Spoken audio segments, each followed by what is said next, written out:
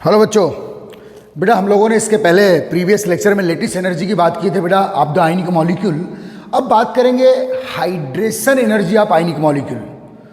Okay, hydration energy क्या है बेटा, अच्छे समझना। अच्छे क्वेश्चंस आ रहे हैं, लेटिस एनर्जी से बढ़िया क्वेश्चंस आते हैं और हाइड्रेशन एनर्जी से भी बेहतरीन क्वेश्चंस आपके कॉम्पिटिशन एग्जाम में आते हैं। तो बेटा hydration energy of ionic molecule आज का टॉपिक है बेटा। ओके, हाइड्रेशन एनर्जी, ठीक है।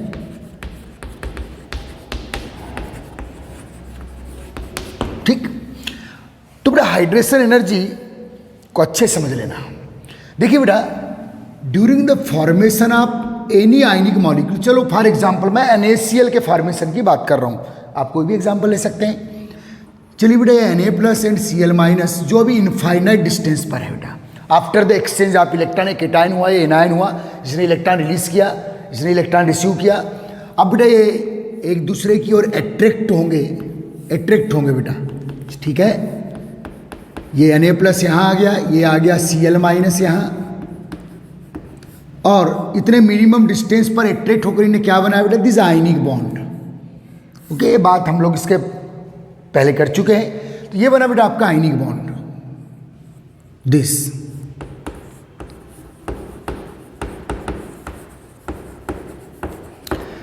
तो बेटा जब during ionic bond formation cation और एनायन एक दूसरे के ओर अप्रोच करते हैं, एक दूसरे के करीब अप्रोच करते हैं आयनिक बॉन्ड फॉर्मेशन के लिए, तो बेटा जो स्पेस में क्या है बेटा, एनर्जी। यहाँ एनर्जी क्या होती है बेटा, रिलीज, दिस।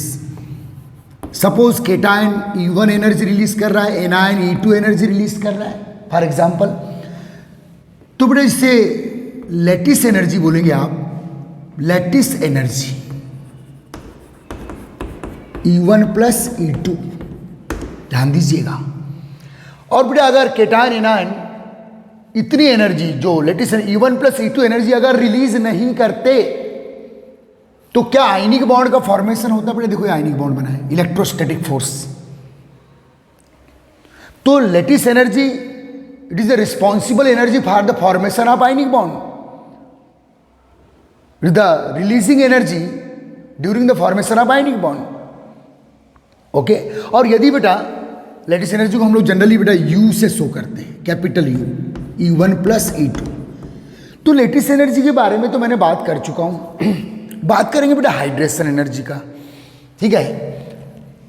ओके, अब देखिए बेटा ये NaCl मॉलिक्यूल बन गया आफ्टर आयनिक बॉन्ड फॉर्मेशन, ये बना बेटा NaCl मॉलिक्यूल। अब बेटा इस NaCl मॉलिक्यूल को इंटर इन वाटर,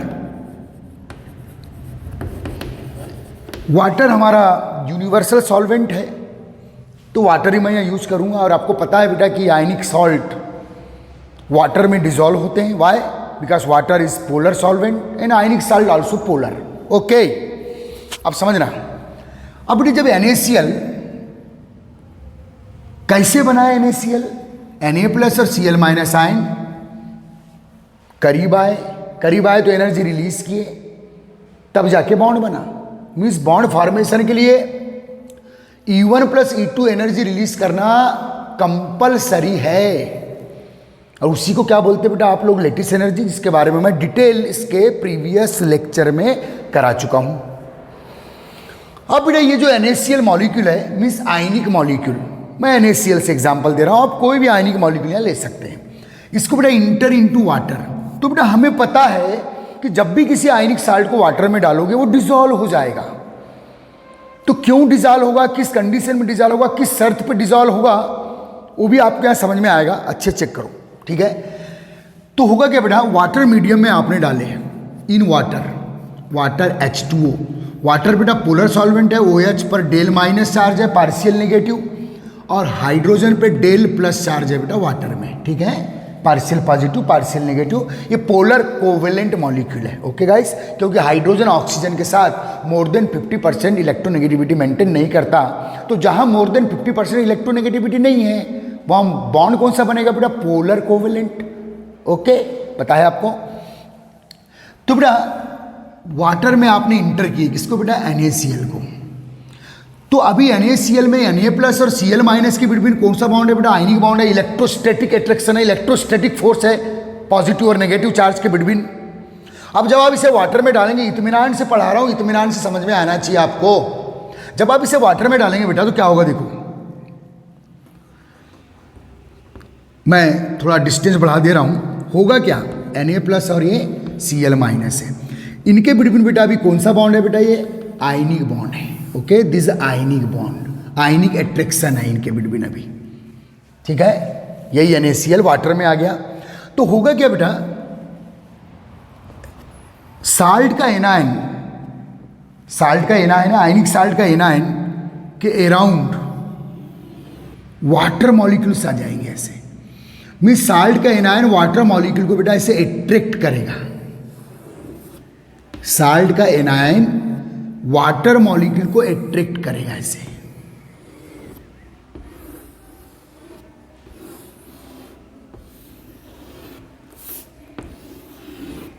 ठीक है बेटा, साल्ट का एनायन वाटर मॉलिक्यूल को ऐसे अट्रैक्ट कर रहा है, ध्यान देना। और बेटा साल्ट का केटायन भी वाटर मॉलिक्यूल को अट्रैक्ट करेगा, this is water molecule.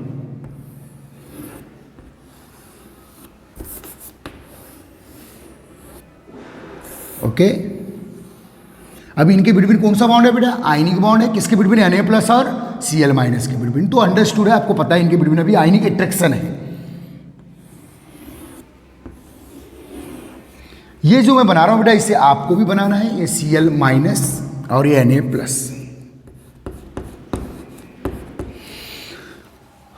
NaCl के बिटवीन अभी कौन सा बॉन्ड है बेटा, ionic bond, is that clear. अब जब NaCl को आप in water medium, inter in water medium ऐसे लिखिएगा आप, ये डेमो आपको बनाना है, ठीक है। तो बेटा sodium attract numerous water molecule and chlorine ion also attract numerous water molecule. Okay, is that clear. अब समझना बेटा, सोडियम केटायन के चारों ओर ये वाटर मॉलिक्यूल आ गए, तो वाटर मॉलिक्यूल कैसा होता है बेटा, इसमें H+ होता है एंड OH क्या होता है बेटा, माइनस, पार्शियल प्लस या पाइस। तो बेटा सोडियम केटायन के अराउंड वाटर मॉलिक्यूल कैसे आएगा, देखो किस एंड से आएगा, कौन से सिरे से आएगा। तो ये देखो बेटा सोडियम पे प्लस चार्ज है, तो वाटर का negative part towards plus charge directed होगा, OH- H+, OH- H+, OH- H+, actual del plus है, याद रखना। इसको बनाना है बेटा आपको, ये जो प्रोसेस है बेटा इसके समझा दिया हूं मैंने, this called hydration. OH- H+, del plus है actual, del minus del plus, तो आपको पता है। तो बेटा साल्ट के केटायन के अराउंड ये वाटर मॉलिक्यूल से अगर वाटर मॉलिक्यूल का कौन सा एंड बेटा डायरेक्टेड होगा, ये पॉजिटिव चार्ज है तो वाटर मॉलिक्यूल का OH नेगेटिव पार्ट इधर डायरेक्टेड होगा। तो देखो ये प्लस, ये माइनस, ये प्लस, ये माइनस, ये प्लस, क्योंकि प्लस माइनस पार्ट को अट्रैक्ट करेगा। तो यहां भी बेटा पार्शियल अट्रैक्शन आ गया, यहां भी अट्रैक्शन आ गया, देखो यहां भी अट्रैक्शन आ गया, यहां भी अट्रैक्शन आ गया। कौन सा अट्रैक्शन, इलेक्ट्रोस्टैटिक, यहां भी इलेक्ट्रो, क्योंकि प्लस और माइनस कहीं तो इलेक्ट्रोस्टैटिक अट्रैक्शन आएगा भाई, यहां भी एक इलेक्ट्रोस्टैटिक अट्रैक्शन आ गया बेटा। किसके किसके बिटवीन, साल्ट के केटायन के पॉजिटिव चार्ज और वाटर के एनायनिक पार्ट के बिटवीन। ये बेटा यहां भी बाइंडिंग हो रही है, यहां भी बाइंडिंग हो रही, देखिए। और जहां बाइंडिंग होती है आपको पता है बेटा, जहां बाइंडिंग होती है वहां एनर्जी रिलीज होती है भाई, जहां बाइंडिंग होगा वहां एनर्जी रिलीज होगा। सिमिलरली बेटा जो साल्ट का एनायन है Cl- आयन, इसके अराउंड भी वाटर मॉलिक्यूल अट्रैक्ट होंगे, और वाटर का केटाइनिक पार्ट Cl- के टुवर्ड्स Cl- अट्रैक्ट होगा। वाटर का केटाइनिक पार्ट कौन है बेटा, H+, OH-, ऐसे ओरिएंटेड होगा, ऐसे ओरिएंटेड होगा, ऐसे डायरेक्टेड होगा यहां। तो माइनस पार्ट वाटर के प्लस पार्ट को अट्रैक्ट करेगा, और प्लस पार्ट ये जो सोडियम केटायन है वाटर के माइनस पार्ट को अट्रैक्ट किया। ध्यान देना बेटा, डेल प्लस डेल माइनस है, आपको पता है, बार बार नहीं बोलूंगा मैं, अंडरस्टूड है। इत्मीनान से पढ़िए, कोई हड़बड़ी नहीं है, आपको समझ में आना चाहिए, यही सक्सेस है ऑनलाइन में। तो बेटा देखो, ये जो क्लोरीन एनायन है और साल्ट का एनायन है, ये वाटर के केटाइनिक पार्ट को, वाटर केटाइनिक पार्ट क्या है बेटा, H+ को अपनी ओर अट्रैक्ट करेगा। तो इनके बिटवीन भी एक फोर्स ऑफ अट्रैक्शन आया, यहां भी बेटा फोर्स ऑफ अट्रैक्शन आया, देखो force of attraction, force of attraction, ये भी एक इलेक्ट्रोस्टैटिक फोर्स है, क्योंकि केटाइन एनायन के बिटवीन यहां भी। तो बेटा ये भी एक फोर्स ऑफ अट्रैक्शन, एक type of weak electrostatic force है। या आप कई बहुत से पार्शियल बॉन्ड बन रहे हैं बेटा, क्लोरीन एनायन की नेगेटिव चार्ज और वाटर के केटाइनिक पार्ट के साथ बहुत से पार्शियल इलेक्ट्रोस्टैटिक अट्रैक्शन, यहां भी पार्शियल इलेक्ट्रोस्टैटिक अट्रैक्शन हो गया। तो ये प्रोसेस क्या है बेटा, जिसका hydration.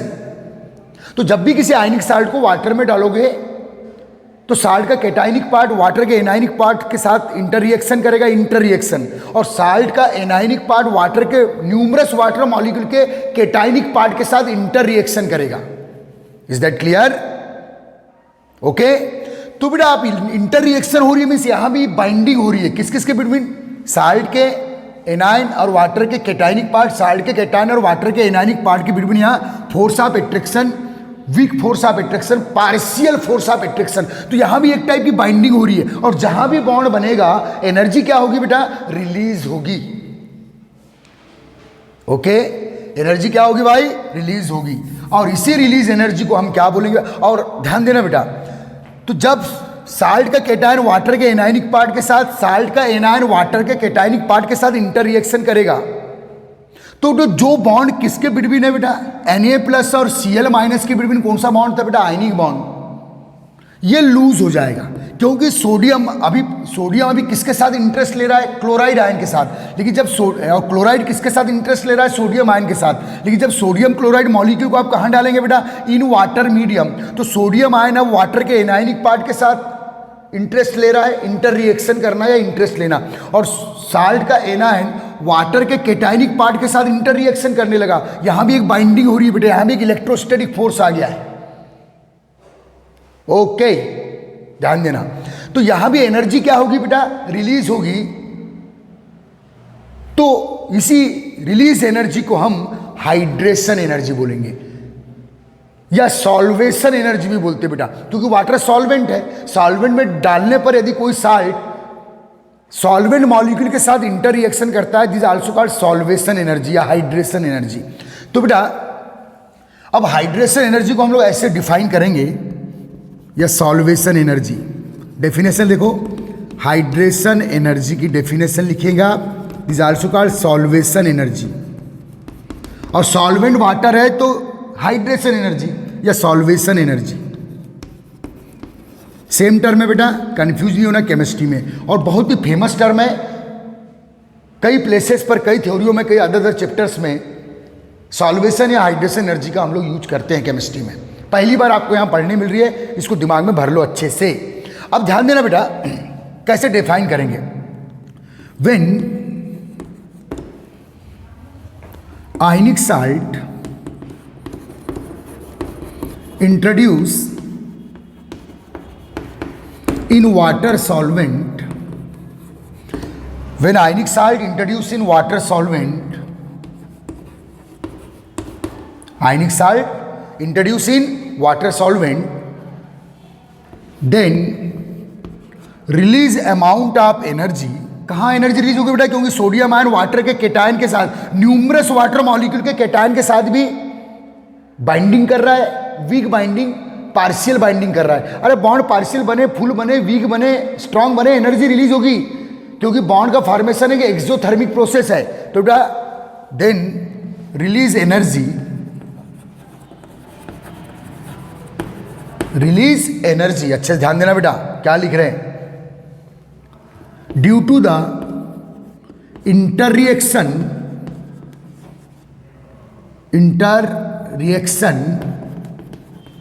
Release energy due to the inter reaction of water, means water molecule.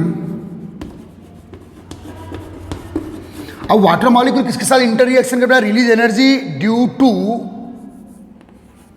To inter reaction of water molecule with cation in anion of salt, क्योंकि वाटर मॉलिक्यूल सोडियम केटायन के साथ भी इंटर रिएक्शन कर रहा है और sodium chlorine anion के साथ भी इंटर रिएक्शन कर रहा है। तो यहां भी बेटा ये जो बाइंडिंग हो रही है, यहां भी बाइंडिंग हो रही है, तो यहां एनर्जी क्या होगी बेटा, रिलीज। सपोज यहां E2 एनर्जी रिलीज हुई और यहां भी एनर्जी क्या होगी बेटा, यहां भी बाइंडिंग चल रही है, एनर्जी क्या होगी बेटा, रिलीज। यहां E1 एनर्जी रिलीज हुई। जब NaCl बना था तो सोडियम प्लस ने और क्लोरीन माइनस ने भी एनर्जी रिलीज किया था। उस एनर्जी का नाम क्या है बेटा, लेटिस एनर्जी। लेकिन उसी NaCl साल्ट को, आयनिक साल्ट को वाटर में डाले तो आयनिक साल्ट के केटायन और एनायन वाटर के साथ क्या कर रहे हैं बेटा, inter reaction. Inter reaction means binding कर रहे हैं, तो यहां भी एनर्जी क्या होगी, रिलीज होगी। ध्यान देना, when ionic salt introduce in water, water solvent, okay, then release amount of energy, release amount of energy लिखना बेटा, रिलीज अमाउंट ऑफ एनर्जी, अच्छे से लिखिएगा, रिलीज अमाउंट ऑफ एनर्जी, पूरा ध्यान से लिखना अपने नोट्स में। Release amount of energy due to interreaction of water molecule with cation and anion of salt is called hydration energy या solvation energy, is called hydration energy. ध्यान देना बेटा अच्छे से, is called hydration energy. The definition, when ionic salt introduce in water then release amount of energy due to inter reaction of water molecule. देखो water molecule sodium cation ionic salt के cation के साथ भी inter reaction या binding कर रहे हैं और आयनिक साल्ट के एनायन के साथ भी इंटर रिएक्शन या बाइंडिंग कर रहे हैं। अब इसमें बेटा del plus del plus del plus charge है, तो यहाँ पार्शियल आयनिक बॉन्ड बन रहे बेटा, पार्शियल बॉन्ड बन रहे हैं, पार्शियल इलेक्ट्रोस्टैटिक फोर्स बन रहे हैं। यहां भी एनर्जी क्या होगी बेटा, रिलीज होगी। आ रहा है समझ में? तो यह है बेटा, this is the best definition of hydration energy. अब एक बात, ये डेफिनेशन को आप लिख लीजिए, चलिए, और ये पूरे स्ट्रक्चर को आप बना लीजिए। इसे क्या बोलेंगे बेटा आप, हाइड्रेटेड एनायन। और इसे क्या बोलेंगे बेटा आप, जब एनायन वाटर मॉलिक्यूल से सराउंड हो जाता है और केटायन भी वाटर मॉलिक्यूल से सराउंड हो जाता है, इसे बोलेंगे बेटा आप हाइड्रेटेड केटायन। ये पूरे डेमोन्स्ट्रेशन को आप अपनी नोटबुक में उतार लीजिएगा, hydrated cation, okay. When ionic salt, अच्छे से बेटा, introduce in water solvent then release amount of energy due to interreaction of water molecule with cation and anion of salt is called hydration energy। या ऐसा भी बोल सकते हैं बेटा, when ionic salt introduced in water then the cation and anion of ionic salt interreact with water, then in this process release amount of energy is called hydration energy, as you like, जैसे लिखना है आपको, ठीक है। अब देखिए बेटा, समझना, छाप लिया आपने इसे अच्छे से, okay, is that clear? Okay, screenshot ले लीजिए, ये पूरा अच्छे से आपकी नोट्स में छपा होना चाहिए, ठीक है बेटा। तो ये डेफिनेशन लिख लिया आपने किसकी, हाइड्रेशन एनर्जी की। अब थोड़ा नोट करके लिखेंगे बेटा, डेफिनेशन काउंट कर लीजिए, कॉपी कर लीजिए। चलो मैं इसे वाइप कर रहा हूं, मिटा रहा हूं, ध्यान देना बेटा, ठीक है, समझना अच्छे से बेटा। अब देखिए बेटा, जब आप आयनिक साल्ट को या किसी भी साल्ट को सॉल्वेंट में या वाटर या किसी अदर सॉल्वेंट में डिसॉल्व करते हो, तो वो डिसॉल्व होगा या नहीं होगा, या पार्शियली डिसॉल्व होगा या फुल्ली डिसॉल्व होगा, ये डिपेंड करता है बेटा हाइड्रेशन एनर्जी। और यहां कौन सी एनर्जी रिलीज हुई है बेटा, E1 प्लस E2 क्या है बेटा, lattice energy, lattice energy U, ठीक है। अब देखिए, जब आयनिक साल्ट बना था, आयनिक मॉलिक्यूल बना था, तो आयनिक बॉन्ड फॉर्मेशन में जो एनर्जी रिलीज हुई थी उसे क्या बोल रहे हैं आप, लेटिस एनर्जी, जो किसके इक्वल है बेटा, केटायन द्वारा रिलीज एनर्जी प्लस एनायन द्वारा रिलीज एनर्जी के इक्वल है, ओके। तब जाके इनके बिटवीन आयनिक बॉन्ड बना, अगर केटायन एनायन एनर्जी रिलीज नहीं करते, मींस एक दूसरे को अट्रैक्ट नहीं होते, तो आयनिक बॉन्ड नहीं बनता। तो आयनिक बॉन्ड फॉर्मेशन के रिस्पॉन्सिबल एनर्जी क्या है बेटा? Lattice energy. अब ध्यान देना, जब इसी आयनिक साल्ट को आप समझना अच्छे से, जब इसी आयनिक साल्ट को कहाँ डाल रहे हैं बेटा? वाटर में।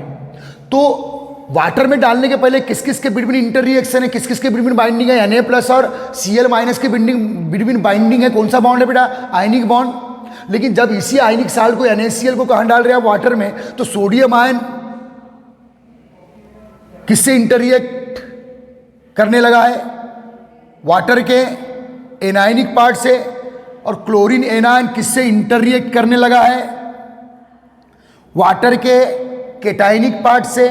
समझ में आ रहा है? तो यहां भी एक इलेक्ट्रोस्टैटिक फोर्स डेवलप हो रहा है, बहुत से इलेक्ट्रोस्टैटिक फोर्स पार्शियल, बहुत से पार्शियल इलेक्ट्रोस्टैटिक फोर्स यहां भी है वाटर मॉलिक्यूल के साथ, और यहां भी है। ठीक है, अब देखिए बेटा, समझना अच्छे से। सपोज थोड़ी देर के लिए, जब सोडियम क्लोराइड मॉलिक्यूल बनाए, ये कौन सा मॉलिक्यूल बनाया बेटा? आपने NaCl। जब आपने NaCl मॉलिक्यूल बनाए तो सोडियम आयन ने सपोज 10 किलोजूल एनर्जी रिलीज किया, और क्लोराइड आयन ने सपोज 8 किलोजूल एनर्जी रिलीज किया। आप बोलोगे सर इसको आपने केटायन की एनर्जी ज़्यादा लिखी हो और एनायन की एनर्जी कम लिखी हो। बेटा याद रखना, आपने पढ़े हो कि lattice energy size of ion की इन्वर्स होती है, जिनका साइज छोटा। केटायन का साइज बेटा छोटा, सोडियम पहले बड़ा था लेकिन केटायन बनने के बाद छोटा हो गया।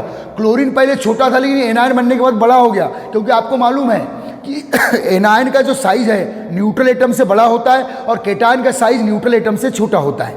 तो बेटा केटायन और एनायन दोनों एनर्जी रिलीज कर रहे हैं, दोनों इक्वल भी कर सकते हैं, दोनों डिफरेंट भी कर सकते हैं, लेकिन जनरली केटायन हमेशा ज़्यादा एनर्जी रिलीज करेगा कंपेयर देन एनायन, क्योंकि केटायन का साइज एनायन से छोटा होता है। अगर मैं यहाँ बोलूँ बेटा कि सोडियम और क्लोरीन ये न्यूट्रल है, ये न्यूट्रल है, तो यहाँ लार्ज साइज कौन है? सोडियम, और स्मॉल साइज कौन है? क्लोरीन। लेकिन इलेक्ट्रॉन एक्सचेंज के बाद क्लोरीन हो गया माइनस और सोडियम हो गया प्लस। इलेक्ट्रॉन एक्सचेंज जब आयनिक बॉन्ड बनाएगा भाई तो इलेक्ट्रॉन एक्सचेंज करेगा, तो इसका साइज थोड़ा बढ़ जाएगा बेटा और इसका साइज थोड़ा छोटा हो जाएगा। केटायन में कन्वर्ट होने के बाद इसका साइज छोटा हो जाएगा और इसका साइज ये ज़्यादा अप्रोच करेगा, ये ज़्यादा अप्रोच करेगा टुवर्ड्स एनायन, ये ज़्यादा दूरी तय करेगा क्योंकि साइज छोटा हो गया है। इसका इलेक्ट्रॉन क्लाउड का वॉल्यूम कम हो गया है, ये ज़्यादा जाएगा तो स्पेस से ज़्यादा एनर्जी रिलीज करेगा। ऐसा खैर ये सब आगे पढ़ेंगे हम लोग, ध्यान देना बेटा। तो अब NaCl जब बना था तो सपोज इसने 10 किलोजूल एनर्जी रिलीज किया और इसने कितनी बेटा? 8 किलोजूल। तो टोटल एनर्जी कितनी? लेटिस एनर्जी कितनी है बेटा? 18 किलोजूल। तो 18 किलोजूल एनर्जी रिलीज करके Na+ और Cl- एक दूसरे के करीब आए और आयनिक बॉन्ड बनाए, NaCl मॉलिक्यूल बनाए। अब उसी NaCl मॉलिक्यूल को आपने कहाँ इंटर करवा दिया बेटा? Inter in water medium. तो अब जो सोडियम और क्लोरीन एनायन है अब वाटर मॉलिक्यूल के साथ इंटर रिएक्शन करने लगे। Inter reaction means binding. Chlorine anion भी वाटर मॉलिक्यूल के साथ इंटर रिएक्शन करने लगा, वाटर मॉलिक्यूल के केटायन के साथ, और सोडियम केटायन वाटर मॉलिक्यूल के एनायन के साथ इंटर रिएक्शन करने लगा। तो यहां भी एनर्जी क्या हो रही है बेटा? रिलीज हो रही है। अगर मान लो सोडियम जब वाटर मॉलिक्यूल के साथ, अच्छे समझना आप, सोडियम जब वाटर मॉलिक्यूल के साथ इंटर रिएक्शन कर रहा है, बाइंडिंग कर रहा है, पार्शियल बाइंडिंग बहुत से वाटर मॉलिक्यूल के साथ, तो यहां रिलीज अमाउंट ऑफ एनर्जी मान लो 12 किलोजूल है। कितनी है बेटा? 12 किलोजूल है। और जब क्लोराइड आयन वाटर मॉलिक्यूल के साथ इंटररिएक्ट कर रहा है बहुत से वाटर मॉलिक्यूल के साथ, या तो यहां भी बाइंडिंग हो रही, तो रिलीज अमाउंट ऑफ एनर्जी मान लो यहां 10 किलोजूल है। समझना? तो बेटा ये 12 किलोजूल को क्या बोलूंगा मैं? Hydration energy of sodium cation. और क्लोरीन आयन को क्या बोलूंगा मैं? जब वाटर मॉलिक्यूल के साथ इंटररिएक्ट कर रहा है तो hydration energy of chlorine anion. क्योंकि जब भी कोई आयनिक साल्ट का केटायन और एनायन वाटर मॉलिक्यूल के केटायनिक और एनायनिक पार्ट के साथ इंटररिएक्शन करेगा, बाइंडिंग करेगा, तो वहां एनर्जी क्या होगी? रिलीज होगी। और उसी को क्या बोलते हैं बेटा? Hydration energy. क्लोरीन कितनी कर रहा है बेटा? 10। और सोडियम सपोज एग्जांपल दे रहा हूं मैं, कितनी कर रहा है? 12। तो टोटल बेटा हाइड्रेशन एनर्जी जो होगी, हाइड्रेशन एनर्जी ये भी E1 + E2 होगी। ये कितना आ रहा है बेटा? 20 किलोजूल। अब समझना मेन बात, जब सोडियम आयन वाटर मॉलिक्यूल के साथ इंटररिएक्ट कर रहा है तो कितनी एनर्जी रिलीज कर रहा है? 12। जबकि वही सोडियम जब क्लोराइड के साथ इंटर रिएक्शन कर रहा है तो कितनी एनर्जी रिलीज कर रहा था? 10। समझना अच्छे से, मेन पॉइंट पर, टर्निंग पॉइंट पे आ रहे हैं। सोडियम जब, यानी HCl बना रहे हो आप, सोडियम जब क्लोरीन के साथ इंटररिएक्ट कर रहा है तो 10 किलो जूल एनर्जी रिलीज कर रहा है, लेटिस एनर्जी। और क्लोरीन इसके साथ इंटररिएक्ट करने पर 8 किलो जूल। लेकिन वही सोडियम जब वाटर मॉलिक्यूल के साथ इंटर रिएक्शन कर रहा है तो 12 किलो जूल एनर्जी रिलीज कर रहा है। तो आप बताइए कि सोडियम अब क्लोराइड के साथ बाइंडेड रहेगा क्या? नहीं रहेगा। सोडियम बोलता है यार तेरे साथ मेरी इंटर रिएक्शन में 10 किलो जूल एनर्जी रिलीज हो रही थी, जबकि मैं जब वाटर मॉलिक्यूल के साथ इंटर रिएक्ट कर रहा हूं तो मेरी 12 किलो जूल एनर्जी रिलीज हो रही है। तो बोले मैं इसके साथ ज़्यादा इंटरेस्ट लूंगा, इनके साथ ज़्यादा बाइंड। ये क्लोरीन पर इंटरेस्ट कम हो गया इसका, क्योंकि इसके साथ ज़्यादा एनर्जी रिलीज हो रही है, और जहाँ एनर्जी ज़्यादा रिलीज होगी वहाँ आयन को, एटम को, मॉलिक्यूल को स्टेबिलिटी मिलती है। तो सोडियम ज़्यादा गुड फिल किसके साथ करेगा? वाटर मॉलिक्यूल के साथ। क्यों करेगा? क्योंकि बोले तेरे साथ जब इंटर रिएक्शन कर रहा था 10 किलो जूल एनर्जी मेरी रिलीज हो रही थी, और जब मैं इनके साथ कर रहा हूँ तो मेरी 12 किलो जूल एनर्जी रिलीज हो रही है। तो इनके साथ ज़्यादा मजा लेगा ये। किसके साथ मजा लेना छोड़ देगा? क्लोरीन के साथ, क्लोराइड आयन के साथ।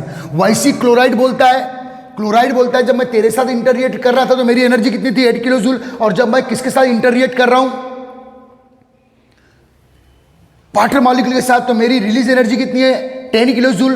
तो क्लोराइड आयन अब इससे अट्रैक्शन बंद कर देगा और वाटर मॉलिक्यूल से ज्यादा मजा लेगा, वाटर के साथ, क्योंकि ज्यादा एनर्जी यहां रिलीज हो रही है।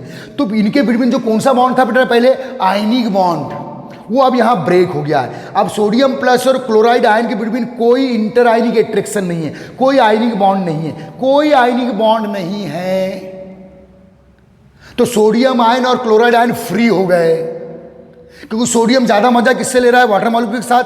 और क्लोराइड आयन भी ज्यादा मजा किसके साथ ले रहा है? वाटर मॉलिक्यूल के साथ, क्योंकि यहां ज्यादा एनर्जी रिलीज हो रही है। बोले तेरे साथ तो मेरी 8 हो रही थी, इसके साथ मेरी 12 हो रही है, तो मैं यहां ज्यादा गुड फील कर रहा हूं। ओके, तो इनके बिटवीन जो Na प्लस और Cl माइनस के बिटवीन जो पहले आयनिक बॉन्ड था वो ब्रेक हो चुका है भाई। कब ब्रेक होगा? बोलिए कब ब्रेक होगा आयनिक बॉन्ड? जब हाइड्रेशन एनर्जी कितनी है बेटा? 22 किलो जूल। किससे ज्यादा है? 18 किलो जूल से। तो आयनिक बॉन्ड ब्रेक हो जाएगा और केटायन एनायन फ्री हो जाएंगे। और किसी सॉल्वेंट में आयनिक साल्ट को डालने पर यदि आयनिक बॉन्ड ब्रेक होना, केटायन एनायन का फ्री होना, इसी को बोलते हैं सॉल्युबिलिटी। तो हम बोलेंगे कि NaCl वाटर में सॉल्युबल हो गया। तो बेटा सॉल्युबिलिटी का ये कॉन्सेप्ट है। कब है? एनर्जी के बेस पर सॉल्युबिलिटी का कॉन्सेप्ट। नंबर नोट लिखो, note number 1, when hydration energy greater than lattice energy. जब बेटा हाइड्रेशन एनर्जी ज्यादा होती है, जैसे इस एग्जांपल में 22 किलो जूल है, किससे बेटा? लेटिस एनर्जी से। तो सोडियम क्लोराइड आपस में इंटरेस्ट न लेकर वाटर मॉलिक्यूल के साथ ज्यादा इंटरेस्ट ले रहे। बोले अब तेरे से कोई संबंध नहीं मेरा। तो दोनों आयन फ्री हो गए, और किसी आयनिक साल्ट को किसी सॉल्वेंट में डालने पर अगर दोनों आयन फ्री हो गए तो आप बोलने का, अरे भाई, कि वो आयनिक साल्ट वाटर में डिसॉल्व हो गया। तो बेटा when hydration energy greater than lattice energy,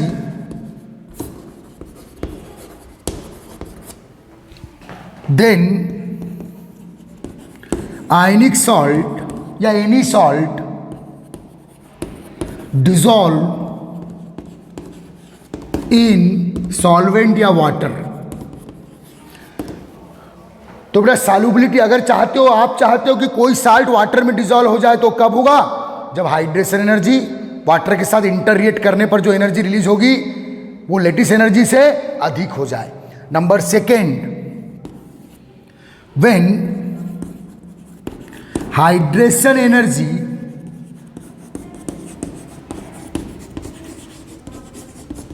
ठीक है बेटा, when hydration energy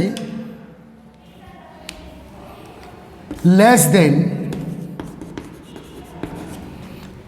lattice energy. अब देखिए बेटा, सोडियम क्लोराइड के साथ, क्लोराइड आयन के साथ 10 किलो जूल एनर्जी रिलीज कर रहा था, और क्लोराइड सोडियम आयन की तरफ जब अट्रैक्ट हो रहा था तो 8 किलो जूल एनर्जी रिलीज हो रहा था। उसी NaCl को अब आपने कहाँ डाल दिए? वाटर में।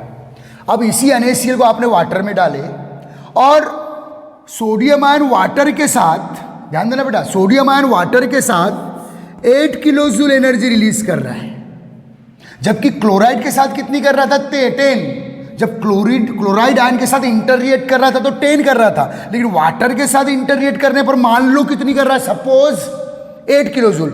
और क्लोराइड आयन सोडियम आयन के साथ जब इंटररिएक्ट कर रहा था तो 8 किलो जूल, लेकिन जब वाटर के साथ इंटररिएक्ट कर रहा है मान लो तो 6 किलो जूल एनर्जी रिलीज कर रहा है। तो टोटल कितनी हुई बेटा? 8 + 6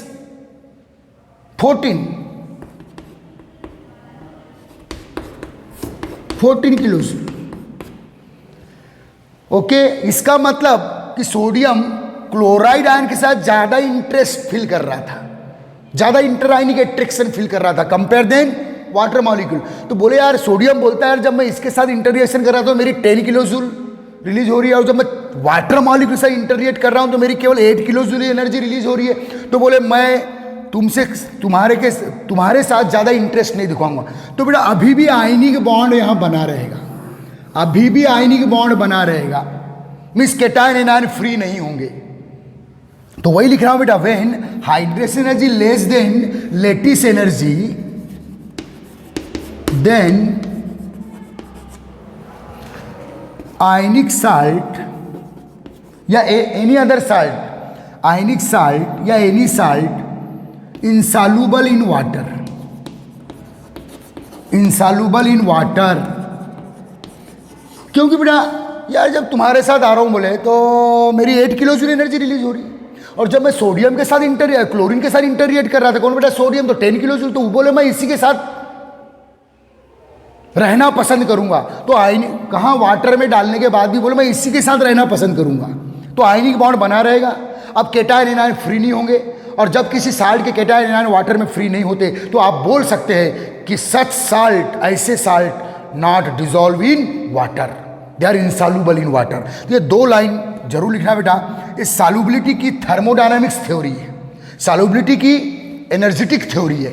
ओके गाइस, चलिए छाप लीजिए अच्छे से, उम्मीद है आपको समझ में आया होगा। चलिए स्क्रीनशॉट ले लें। तो आयनिक बॉन्ड अभी मेंटेन रहेगा बेटा, कब?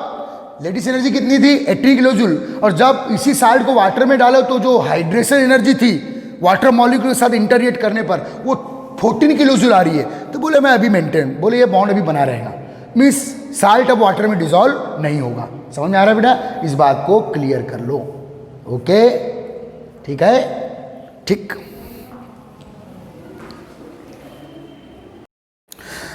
बेटा अब बात करेंगे हम लोग affecting factor of hydration energy. लिखिएगा, अफेक्टिंग फैक्टर। तो एक बात सुन लो बेटा, इसके प्रीवियस लेक्चर में affecting factor of lattice energy पढ़ाया हूं मैंने, वही सेम फैक्टर हाइड्रेशन एनर्जी पर इफेक्ट डालते हैं। ठीक है बेटा? तो नंबर 1, हाइड्रेशन एनर्जी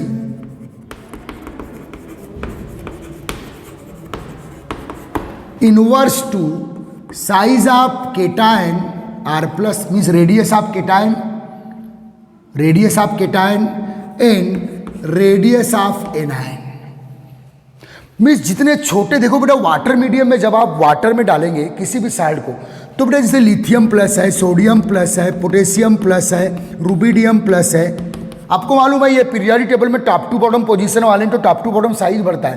अब बेटा लिथियम के साल्ट को वाटर में डाले, सोडियम के साल्ट को वाटर में डाले, पोटेशियम के साल्ट को वाटर में डाले, रुबिडियम के साल्ट को वाटर में डाले, सीजियम के साल्ट को वाटर में डाले, तो लिथियम का साइज छोटा है, और जिनमें साइज छोटा होता है उनमें फोर्स ऑफ अट्रैक्शन ज्यादा होता है।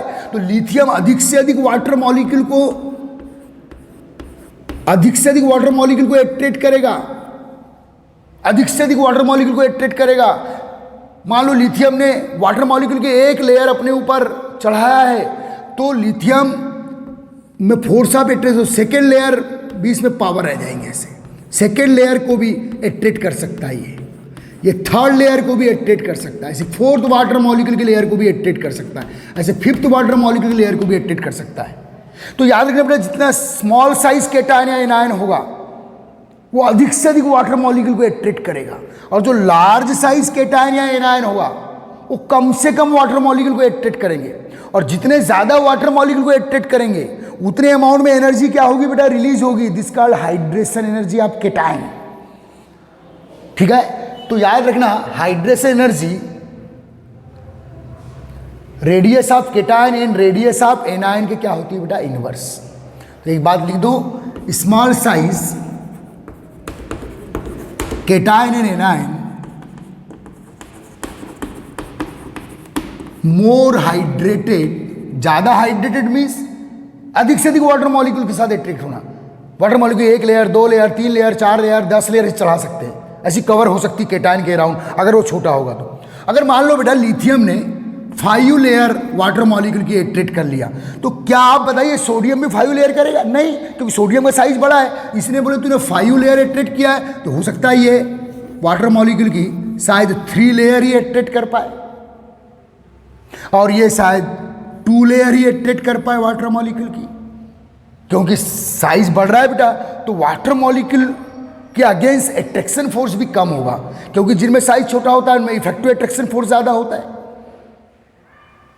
ओके गाइस, याद रखना बेटा। तो क्या लिखे बेटा, स्मॉल साइज केटायन एनायन मोर हाइड्रेटेड देन लार्ज साइज, और ज्यादा हाइड्रेटेड होगा तो ज्यादा अमाउंट में एनर्जी रिलीज करेगा, कॉल्ड हाइड्रेशन एनर्जी भाई। ठीक है, large size cation and anion, याद रखिए। ओके, सेकेंड है बेटा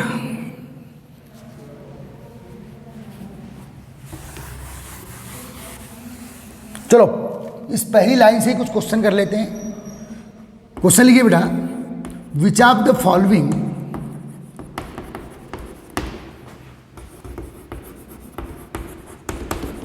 सो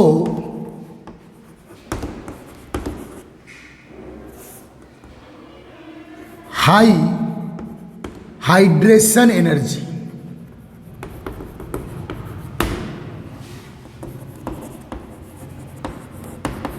पहला ऑप्शन है बेटा कैल्शियम 2+, सेकेंड ऑप्शन है मैग्नीशियम 2+, थर्ड ऑप्शन है बेरिलियम 2+, फोर्थ ऑप्शन है बेरियम 2+। तो देखिए ये जो पहला फैक्टर आपने पढ़े हैं उससे आप आंसर दे दीजिएगा। तो बेटा स्मॉल साइज कौन है, पीरियोडिक टेबल में चले जाओ, बेरिलियम सबसे टॉप पर है, सेकेंड के एलिमेंट है, सेकेंड की मेटल है, तो ये ज़्यादा हाइड्रेटेड होगा बेटा। ठीक है, या ऐसा भी क्वेश्चन पूछा सो हाई हाइड्रेशन एनर्जी या मोर हाइड्रेटेड, तो ज़्यादा हाइड्रेटेड कौन होगा, जिसका साइज स्मॉल होगा और उसी में ज़्यादा हाइड्रेशन एनर्जी आएगी, अधिक से अधिक वाटर मॉलिक्यूल को एट्रैक्ट करोगे, ज़्यादा अमाउंट में एनर्जी रिलीज होगी भाई। ठीक है, और क्वेश्चन ऐसे भी, इसी क्वेश्चन का एक और ऑप्शन दे रहा हूँ, F-, Cl-, Br-, I-। तो which of the following anion is more hydrated या which of the following anion show more hydration energy, तो आंसर क्या आएगा बेटा F-, A, B, C, D। बड़े सिंपल क्वेश्चन है ये पहले पॉइंट से। और ऐसे भी क्वेश्चन आ सकते हैं बेटा, क्वेश्चन नंबर सेकेंड एक करवा दे रहा हूं मैं आपको, ऐसे बहुत से क्वेश्चन आपको मिलेंगे, तो बस ये पहले फैक्टर से बनेंगे। अभी सेकेंड फैक्टर पे बात करेंगे हम लोग। Which salt show high amount high hydration energy, सीधे लिख देता हूं, high hydration energy, which salt show high hydration energy. ठीक है बेटा, ध्यान देना अच्छे से।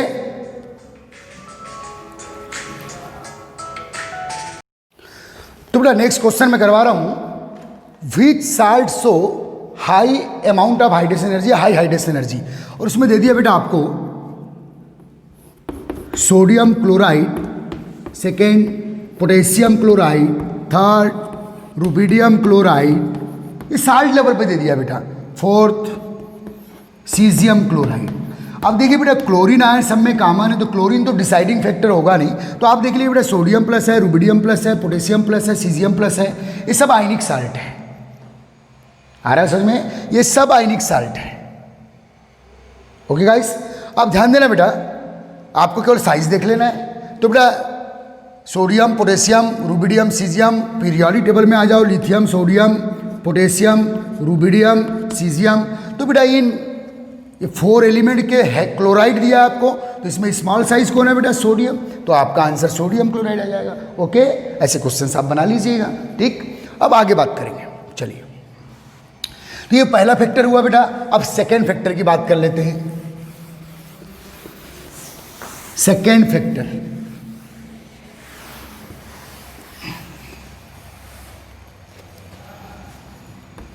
सेकेंड, ध्यान देना अच्छे से।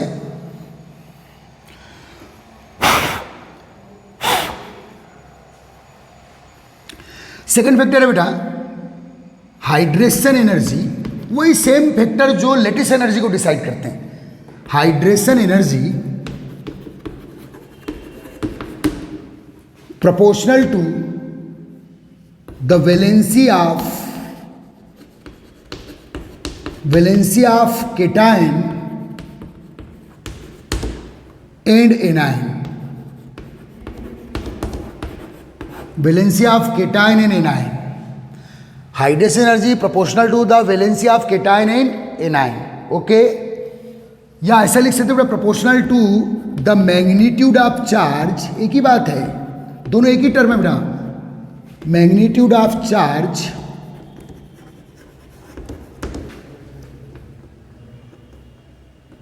Of cation and anion. क्योंकि बेटा अगर किसी केटायन एनायन पे ज़्यादा अमाउंट में चार्ज है, ज़्यादा माइनस चार्ज का मैग्नीट्यूड, अधिक से अधिक वाटर के केटाइनिक पार्ट को एट्रेक्ट करेगा। ज़्यादा पॉजिटिव अमाउंट में चार्ज है तो अधिक से अधिक वाटर के एनायनिक पार्ट को एट्रेक्ट करेगा। ओके, अधिक से अधिक मॉलिक्यूल को एट्रेक्ट करेगा। सिंपल। ओके, ध्यान देना बेटा इधर। तो बेटा जैसे बेरिलियम 2+ है, सोडियम प्लस है। अब आपको यहां साइज नहीं देखना है, चार्ज का मैग्नीट्यूड देखना है। एल्युमिनियम 3+ है, सिलिकॉन 4+ है। देखिए, तो बेटा यह 1+ है, 2+ है, 3+ चार्ज है, 4+ चार्ज है। ये कार्बन ग्रुप का एलिमेंट है, 4+ है। एल्युमिनियम 3+ है, बेरिलियम 2+ है। तो बेटा देखो मैग्नीट्यूड ऑफ पॉजिटिव चार्ज क्या हो रहा है बेटा? Increase on cation. या आप ऐसे बोल सकते हैं कि वैलेंसी इंक्रीज हो रही है। तो बेटा हाइड्रेशन एनर्जी, और इसी डायरेक्शन में लेटिस एनर्जी भी बढ़ेगी। Hydration energy increase. ठीक है बेटा, तो आप ले सकते हैं F- है, O2- है। आ रहा है समझ में? PO4 3- फॉस्फेट आयन पे 3- चार्ज है बेटा। तो यहां भी बेटा हाइड्रेशन एनर्जी क्या होगी? इंक्रीज। तो चाहे केटायन पे पॉजिटिव चार्ज का मैग्नीट्यूड बढ़े या वैलेंसी बढ़े, या एनायन पे नेगेटिव चार्ज का मैग्नीट्यूड बढ़े या वैलेंसी बढ़े। ठीक है, hydration energy increases. Hydration energy increase. ठीक है, बिल्कुल वही सेम फैक्टर जो लेटिस एनर्जी पे इफेक्ट डाल रहे थे, वो हाइड्रेशन एनर्जी पर भी इफेक्ट डालेंगे, और उनसे रिलेटेड क्वेश्चंस आप कर सकते हैं। ओके, ठीक है बेटा।